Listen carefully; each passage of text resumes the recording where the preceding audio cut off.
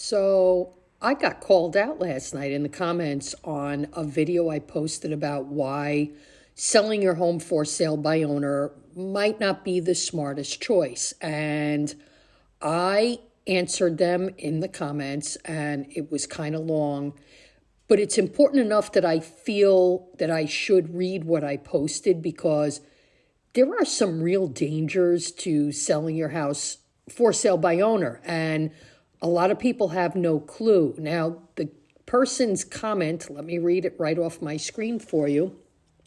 You take care of getting your cut. That's what you take care of. Let me read what my response was because there are some very, very, very real world dangers of selling on your own that people have no idea what kind of pitfalls there actually are. And I'm hoping that people will read and or listen because this stuff's really important. All right, so I'm going to read what my response to them was. I'm going to read this word for word, what my answer to them was, my reply. That is so untrue. If you had a bad agent when you bought or sold, I am truly sorry for you.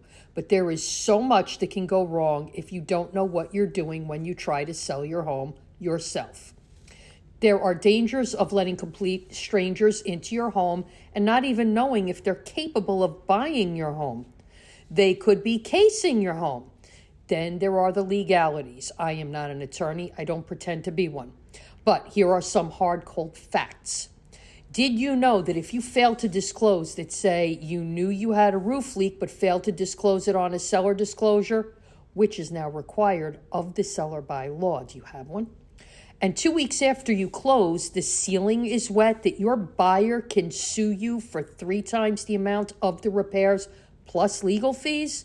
Yeah, that's a thing. Then there's inspections, home inspection, well water testing, septic private sewage testing, radon testing, underground oil tank sweeps, mold testing. Did you know that the seller is required to provide potable water in a home with well water? Do you know what PFAS is? Fluoropolymers. They are cancer-causing agents in the well water, and in New Jersey, you as the seller are responsible to fix it. Okay? Do you know how much it costs to repair it? That it's minimally $6,000 for the system. Don't repair it, you can get sued. Triple that number, plus legal fees. And if somebody gets sick, speaking of getting sick, do you know what radon is? A toxic gas coming from under your home. Can't see it, can't smell it, but it causes respiratory issues and can cause cancer. Know where to find it? In the bedrock under your home or contaminated wood. Do you know how to treat it? Install a system under your house to release it above your roof line. Know how much it costs? About $1,500. Did you get an extra fan and alarm for it? Those cost about $60. What if it breaks? Don't know? Who has to install it? Are you selling as is? Did you tell the buyer that? Are you providing the fire cert and certificate of occupancy? Do you know what you need for that to pass, since each town is different? Atlantic City requires multiple inspections and at a cost. A heater and hot water heater cert, a chimney cert, a fire cert, a CRETA cert. Do you know what that is? A bed bug cert, termite, pest, roaches, mice, etc. And then you take all of those to go get your final CO. So you don't want to be bothered? You tell them that they need to get the CO. But there's only one problem. You're letting a stranger make repairs on your home. Are they doing the repairs? Do they have a licensed, insured person doing the repairs in case they start a fire or do damage?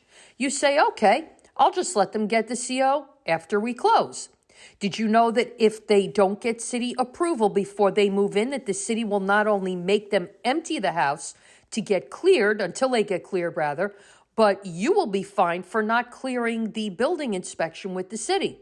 If you had made them get a temporary CO, meaning they agree to fix after closing and not move in until they get re-inspected, it's an affidavit which is legally binding. It would indemnify you as the seller from any wrongdoing if they moved in without having the city inspect the unit and pass it first. Was your home built pre-1978?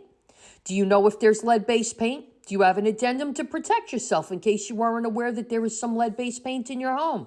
Let's say your buyer is buying your home but has to sell their home first. That's called a contingency. You say, okay, great. You go find your next home and you go under contract to close on the same day because you need the money from closing on your house to buy your new home. Your buyer, who you didn't get a pre-approval from, well, their lender says, hey, he can't afford to buy your home and sends a denial of funding at the last minute. You now cannot close on your new home because you needed the money from the sale. That $15,000 you put down towards your purchase, you could now possibly lose that money because the family that was selling you that house can be in the same position if they went under contract on their new home. Did you release your contingency thinking your buyer was good? Yep, there goes your deposit. Now, if you had hired an agent, you would have had an ironclad contract, a private water well test addendum, a private sewage addendum for the septic, a 14-page seller disclosure to cover you against any claims, a contingency disclosure clause, a condo disclosure statement for the HOA or condo association, just in case there's an assessment and you didn't know about it or need to disclose it, a home inspection disclaimer, a wire fraud warning, a pool disclosure, and a lead-based paint disclosure to cover you from that, and a passing CO or temporary CO to cover you with the city. And the one thing you forget, and most people don't realize, we work for free until you close. If the deal dies, we have hours and hours of work and phone calls in, and we don't get paid. The one other video I posted about a solar that had gotten bought out, that dragged us, extended our closing time. I spent 19 hours across some 14 phone calls with an average wait time of 2 hours and 15 minutes. And I was one of 4 people making the same phone calls, trying to get that cleared. 19 hours of my life to get this solar transfer cleared. I didn't get paid for that until after the deal closed. People don't realize we don't get paid. If the deal doesn't close, we don't get paid. So these are things that people think that we don't do anything. We open a door and we go, here, have at it. Go take a look. And then we sit back and we collect a nice big fat paycheck. But to finish, I said we don't get paid until the deal closes. But yeah, okay, I just want my cut. Not all agents are only out for a paycheck. We have a sworn legal duty to our clients. I take mine seriously, and I wish you well. That was my answer to them. Guys, this is the God's honest truth. There are some very, very unethical agents out there. We all know at least one. Some of us know quite a few. That's not the way I work. I'm probably one of the most ethical agents you're ever going to meet. And you can ask my clients, and every one of them will tell you that.